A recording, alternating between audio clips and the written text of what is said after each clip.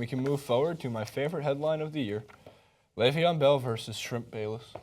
There was a diss track, Francis. We can't show it because obviously the beat and how music copyright works. I'd be out of a job, you'd be out of a job, and probably TYT Sports would be shut down because the fines for copywriting music without accreditation or approval to use it are insane. I just want to be Even able to, cover tracks by Basin Shrimp Bayless? I just want to, drop some Migos and some Joey Badass on everybody during an intro song. But if we were to do that, the world would come falling down on us. Le'Veon Bell's, here's some quotes from his diss track. I am not going to rap it for obvious reasons.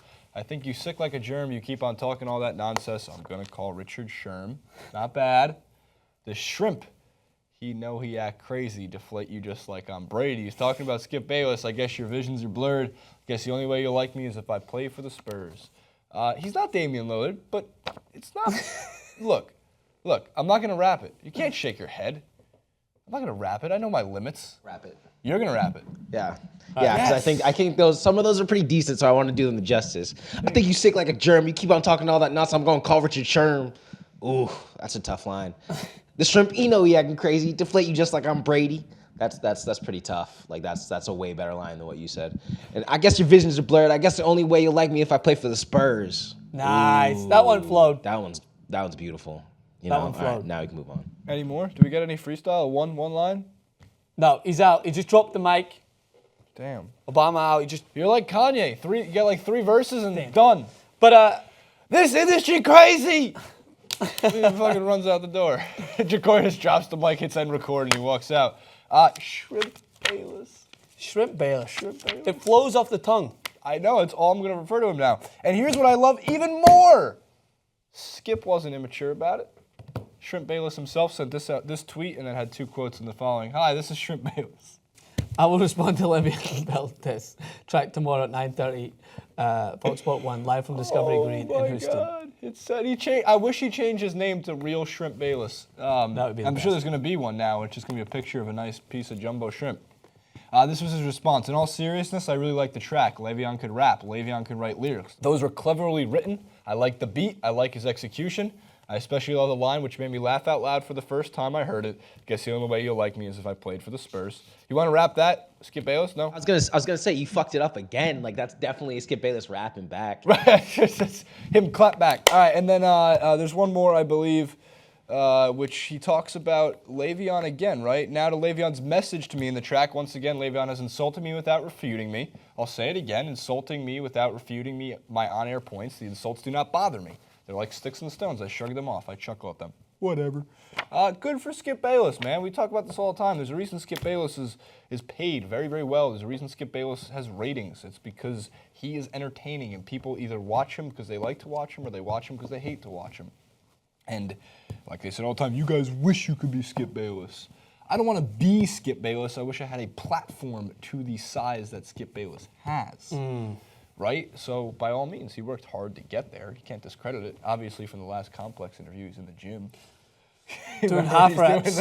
Half reps and half sets. Le'Veon could have definitely roasted him for that. But this is the thing. If this is someone like, I'm trying to think, if it's like Josh Norman coming out and doing this, I don't think Skip Bayless takes it as well because he, as we know, is the harshest of harsh critics. The guy thinks that LeBron James does not have a clutch gene and the clutch factor's missing. But if it's Le'Veon Bell, like this guy is just come off the back of a remarkable season. So when you take an insult from Le'Veon Bell, you need to take the L. Like you need to be like, all right, I mean, what am I going to say? You don't know how to run through people. You don't know how to spit rhymes. You don't know how to take me to the cleaners with your lyrics. No, I'm going to accept it. And if it was anyone else, this is what Shrimp Bayless is like. If it was anyone else, he would have definitely shot back with some sort of insult about their game. But what can you say? I have a slight issue. I'm curious many people's opinions. I have a slight issue with diss tracks in general. I'm all for the art of releasing a track, right? But I'm going to go back. And this is not the first ever diss track, but Kendrick Lamar released Control, right? And it actually set the internet on fire because he called everybody out professionally. And it actually caused, if you look at the aftermath, many to release responses over great beats, some of which were sampled, some of which were created, I think from a couple of them.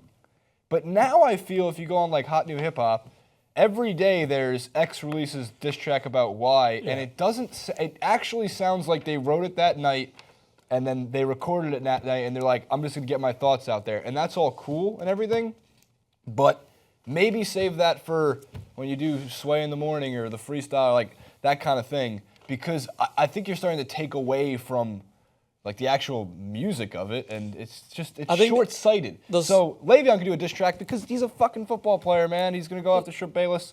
He's in his off season. Do what you want. I don't care about that. I was just kind of talking about the overarching theme of, yo, Chris Brown said, "What about me? I'm gonna slay him on this diss track." There's two types of diss tracks for me, and there's like your mama diss tracks, right? Where you're just saying like paper thin jokes that are just kind of, it's like the Drake and Meek Mill beef, right? But Drake obviously did it in a way where he realized how silly this diss track was, but he made a song out of it. And I know Jacory's talked about this. He made a song that was so popular that people were just walking around singing the lyrics, probably not even realizing that they were ripping a guy to shreds. That's when he won.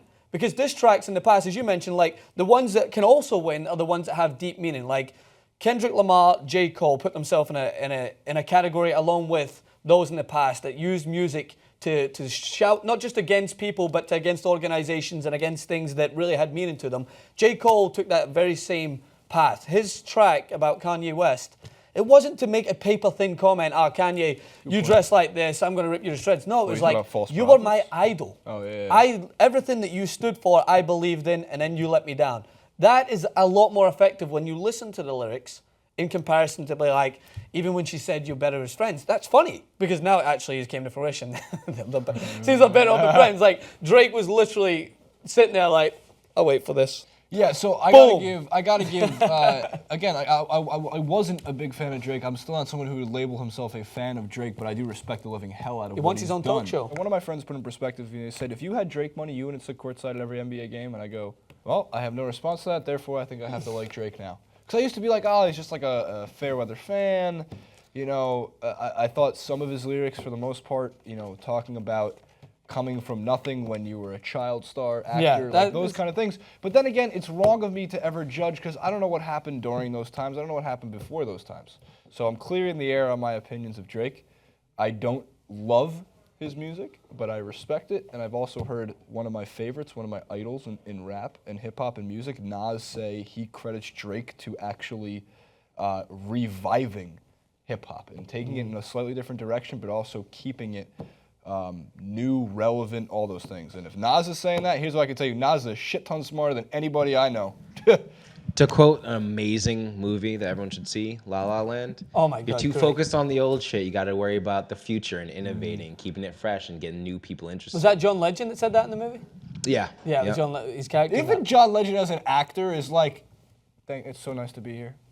It's just, he's like the nicest. He didn't change anything. He literally walked into a role where they just shot him before he went to a music set. Like he literally just did. And there's nothing wrong with that because I love John Legend as a person. But I think the last point about this, I'm no music like historian. No, music is about how you interpret it. And the reason I like Drake so much is I think the way I put it is I don't like Drake the artist. I love Drake's music though. Like he's able to just put forward beats that I can sing along to. It sticks in my head, but I don't get tired of it. And I can listen to his album. And whether my views towards him as a person, regardless, the music is great. And I don't even think that in my head I don't see Drake as reviving hip hop. I just see him as combining a lot of things that I loved about hip hop and R&B and making it like relatable where you lost out with a lot of people that were great at doing that. Like R. Kelly mixed with a little bit of, R. Kelly mixed with a little bit of Ja Rule, mixed with a little bit of those. Anybody remember Dave Chappelle's "I Wanna Piss on You"? Dave Chappelle's R. Kelly thing. Oh, man. No, I agree with you, man. From Blue Street. Comment below, like, favorite, and subscribe to the channel on YouTube, youtube.com/TYT Sports. If you're watching on Pluto, as always, thank you. You can watch reruns of this on Mondays and Wednesdays. It goes live every single Friday. It is pre-recorded, but it will be up every single Friday on Pluto. You can download that for the gamers out there watching, and you can watch it on your PlayStation or Xbox. You can download Pluto TV. There's a ton of channels, and it's free. Free $99. Does not cost a dime. He just dropped a diss track. Turn that table upside down. I'm gonna leave. YouTube's free too. And go to town.